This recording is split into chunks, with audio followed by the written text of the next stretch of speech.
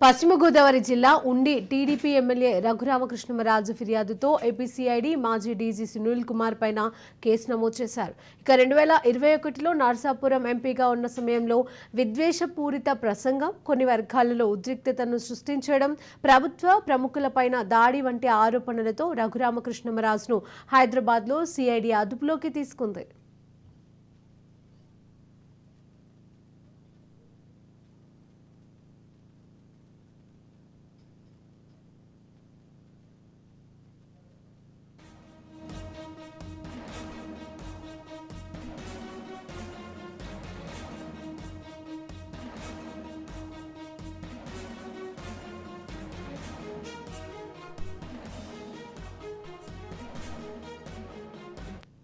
ఆ సమయంలో తనను కస్టడీకి తీసుకోవడమే కాకుండా తీవ్రంగా కొట్టారని, తనపై అత్యాయత్నం కూడా జరిగిందంటూ గుంటూరులోని నగరపాలెం పోలీసులకు తాజాగా రఘురామకృష్ణమరాజు ఫిర్యాదు చేశారు. ఆయన ఫిర్యాదుతో వివిధ సెక్షన్ల కింద కేసు నమోదు చేసిన పోలీసులు దర్యాప్తును ప్రారంభించారు.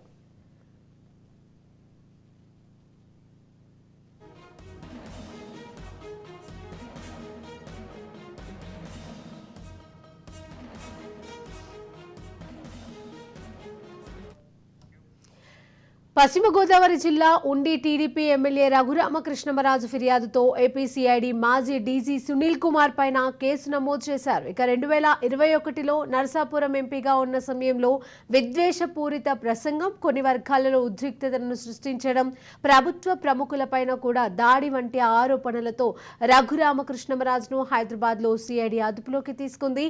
ఇక ఆ సమయంలో తనను కస్టడీకి తీసుకోవడమే కాకుండా తీవ్రంగా కొట్టారని, తనపైన అత్యాయత్నం కూడా జరిగిందంటూ గుంటూరులోని నగరంపాలెం పోలీసులకు తాజాగా రఘురామకృష్ణమరాజు ఫిర్యాదు చేశారు. ఇక ఆయన ఫిర్యాదుతో వివిధ సెక్షన్ల కింద కేసు నమోదు చేసిన పోలీసులు దర్యాప్తును ప్రారంభించారు.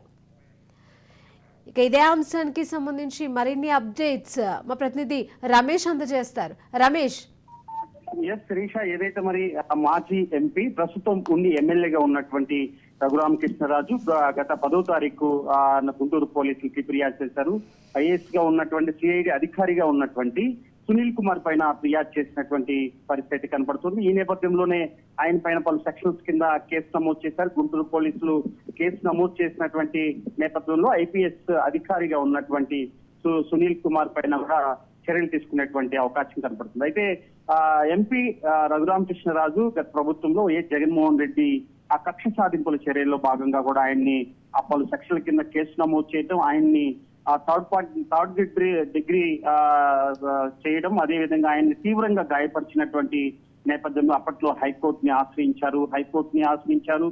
అదేవిధంగా సుప్రీంకోర్టును కూడా ఆశ్రయించినటువంటి పరిస్థితులు అయితే ఉన్నాయి. ఈ నేపథ్యంలోనే అతి ఉత్సాహం ప్రదర్శించినటువంటి సునీల్ కుమార్ అదే టీడీపీ సర్కారు ఏర్పడగానే కూడా ఆయన పైన తీవ్రంగా కూడా దృష్టి సారించిందని చెప్పుకోవచ్చు.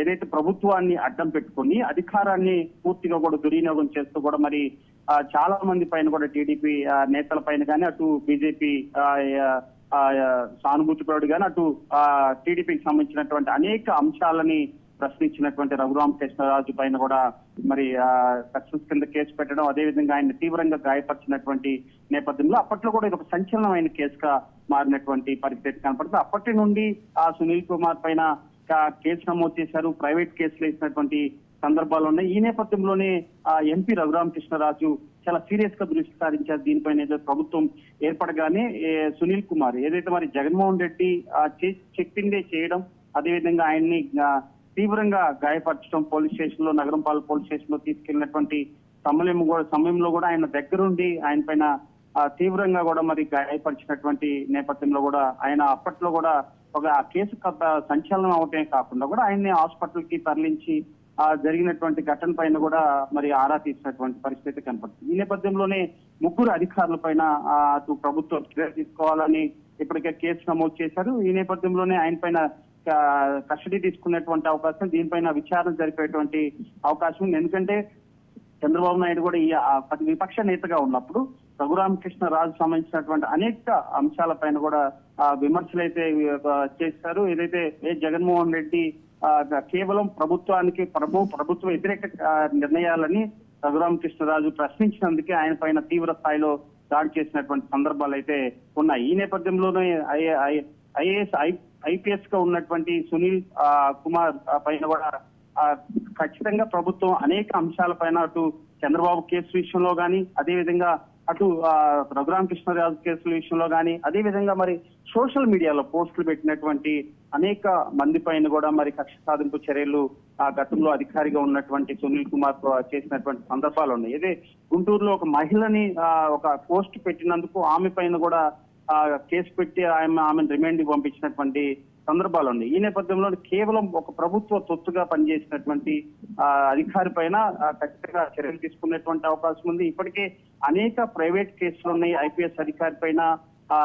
అటు టీడీపీ లీగల్ సెల్ ఆయన పైన గతంలో కూడా విపక్ష నేతలుగా ఉన్నటువంటి సమయంలో కూడా సునీల్ కుమార్ పైన కూడా అనేక ప్రైవేట్ కేసులు ఉన్నటువంటి నేపథ్యంలో అవన్నీ కూడా ఇప్పుడు వెలుగులోకి వచ్చేటువంటి అవకాశం ఉంది. ఈ రఘురామకృష్ణరాజు ఇచ్చినటువంటి ఫిర్యాదు, అదేవిధంగా గతంలో ఉన్నటువంటి ప్రైవేట్ కేసులకు కూడా బయటకు తీసేటువంటి అవకాశం ఉంది. ఏదేమైనా ఖచ్చితంగా ఒక్కొక్కరిగా అటు వైసీపీ సర్కారు 2019లో ఏర్పడినటువంటి వైసీపీ గవర్నమెంట్ ప్రభుత్వాన్ని అధికారులు అడ్డం పెట్టుకొని చేసినటువంటి అనేక మంది అధికారుల పైన ఒక్కొక్కరిగా కూడా చర్యలు తీసుకునేటువంటి అవకాశం ఉంది. ముఖ్యమంత్రి నారా చంద్రబాబు నాయుడు ఒక స్పష్టమైన ఆదేశాలు అయితే జారీ చేశారు. ఖచ్చితంగా ఆనాడు ప్రభుత్వాన్ని అడ్డం పెట్టుకుని అధికారాన్ని దుర్వినియోగం చేసిన అధికారుల పైన కానీ వేటు వేయాలంటూ కూడా ఇప్పటికే ఆదేశాలు జారీ చేశారు. ఆ దిశగానే వీరిపైన కూడా విచారణ అయితే కొనసాగుతున్నటువంటి పరిస్థితి కనపడుతుంది.